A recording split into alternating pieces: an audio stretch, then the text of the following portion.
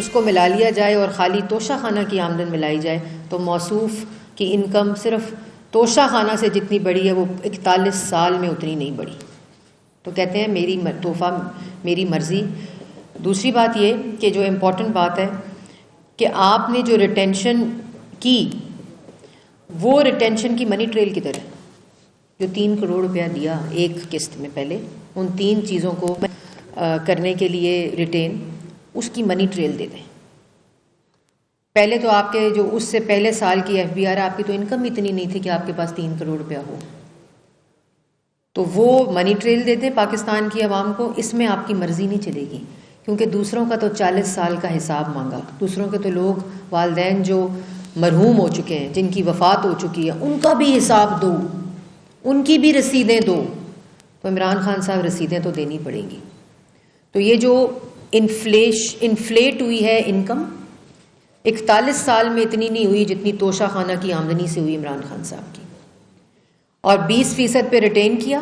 جب ریٹینشن ہو گئی اپنے تحفوں کی اس کے بعد بھی سلسلہ جاری رہا، لیکن جو مہنگی چیزیں جن کو 3 کروڑ دے کر 14 کروڑ کی چیزوں کو ریٹین کیا گیا اور 18 کروڑ میں گھڑی بیچی گئی، اس کے بعد وہ 50% کیا گیا. وہ دسمبر میں ہوا.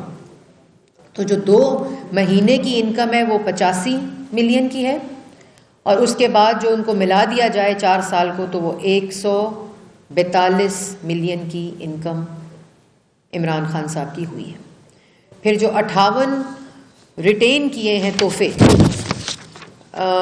جو اس کا بھی بتا دیں. اور ایک بڑی عجیب بات ہے، پتہ نہیں شاید بھول گئی ہوں، جو فرسٹ لیڈی تھی، جو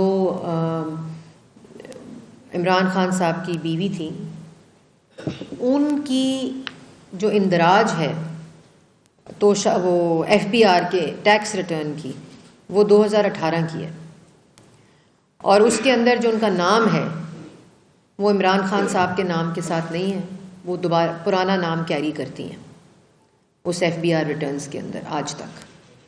تو وہ کس کیٹیگری میں کرتی ہیں؟ یا وہ خاتون اول کی کیٹیگری میں کر رہی ہیں جو ایف بی آر کی ٹیکس ریٹرن ہے؟ تو اس کے بارے میں بھی تفصیلات آنی بڑی امپورٹنٹ ہیں کہ وہ کیا چیزیں ہیں.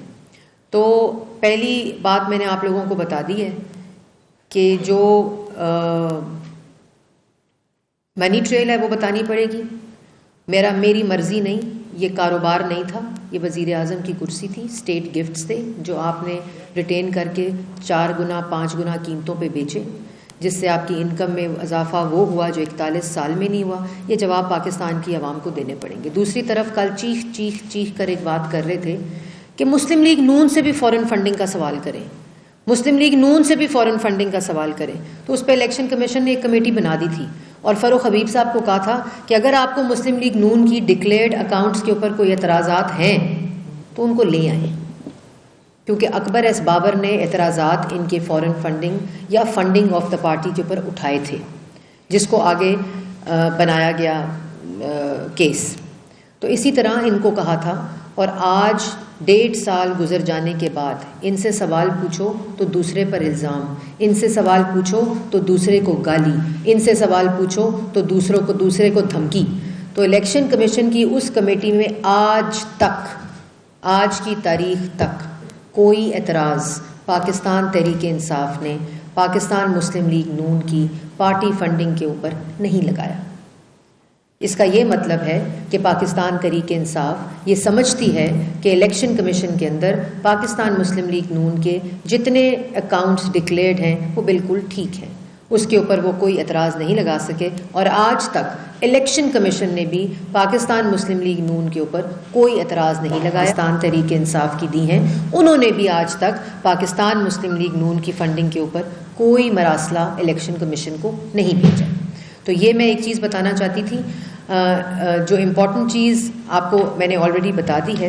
اس کے ساتھ ساتھ جو آج کنٹینر پر کھڑے ہوں گے عمران خان صاحب رات کو، تو اس میں ایک جو کنسرٹڈ، جو میں نے اس دن بھی بات کی تھی، ایک منظم جو کیمپین چلائی جا رہی ہے اداروں کے خلاف روبوٹک ٹویٹس کے ذریعے، جو باٹس ٹویٹس ہیں سافٹ ویئر کے ذریعے، اس میں پی ٹی اے کو ہدایت جاری کر دی گئی ہے کہ جہاں جہاں باٹک ٹویٹس کے ذریعے، روبوٹک سافٹ ویئر کے ذریعے یہ اداروں کے خلاف مہم جوئی کرنے کے لیے ایک منظم تحریک عمران خان صاحب نے چلائی ہوئی ہے، اس کے اوپر فوراً ایکشن لیا جائے گا، ان کو ختم کیا جائے گا. اس کے آئیڈینٹیفیکیشن آف روبوٹک ٹویٹس کا پروسیس شروع ہو چکا ہے وزارت اطلاعات کے اندر، اور وہ تمام آئیڈینٹیفیکیشن لسٹ جو ہیں وہ پی ٹی اے کو مہیا کر دی جائیں گی، اور پی ٹی اے کے اندر اپنا ایسا میکینزم موجود ہے جس کے اوپر آج سے آئیڈینٹیفیکیشن شروع ہو چکی ہے. اور ان کو بھی، اور جہاں جہاں یہ نصب ہیں، میں یہ وارننگ ضرور دینا چاہتی ہوں، جہاں جہاں یہ انسٹال ہوئے ہیں وہاں وہ بھی پتہ چل سکتا ہے سگنل سے، جو ہم پتہ کرا رہے ہیں. انٹیریئر منسٹری کو بھی اس چیز کے اوپر اور ایف آئی اے کو الرٹ کر دیا گیا ہے.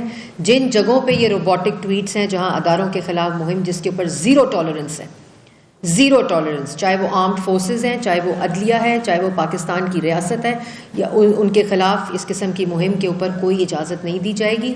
اور ان تمام چیزوں کو اس وقت ایف آئی اے کو، پی ٹی اے کو اور وزارت اطلاعات کے اندر ان ٹویٹ سافٹ ویئرز جو ہیں جہاں انسٹالز ہیں ان سب کی آئیڈینٹیفیکیشن شروع ہو چکی ہے کارروائی کے لیے.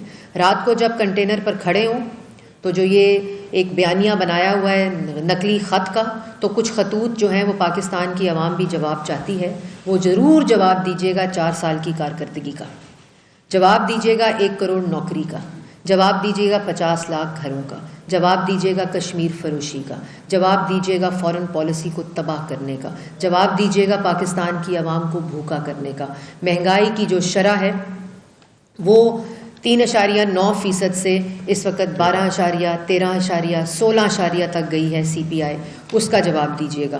جو قرضہ لیا ہے 25,000 قرضے 2018 کے بعد، 43,000 جو قرضے کی کو اضافہ دیا ہے عرب کو، اس کا جواب دیجیے گا. جو 70 سال میں جو پاکستان کی تاریخ میں قرضے میں اضافہ نہیں ہوا، وہ صرف عمران خان صاحب کے دور میں وہ اضافہ ہے، اس کا جواب دیجیے گا. اور 2 کروڑ لوگ خط غربت سے نیچے چلے گئے، اس کا جواب دیجیے گا. 60 لاکھ لوگوں کو بے روزگار کر دیا، اس کا جواب دیجیے گا. اور پاکستان کی عوام سے بھی مخاطب ہو کر میں کہنا چاہتی ہوں کہ فیصلہ آپ نے کرنا ہے.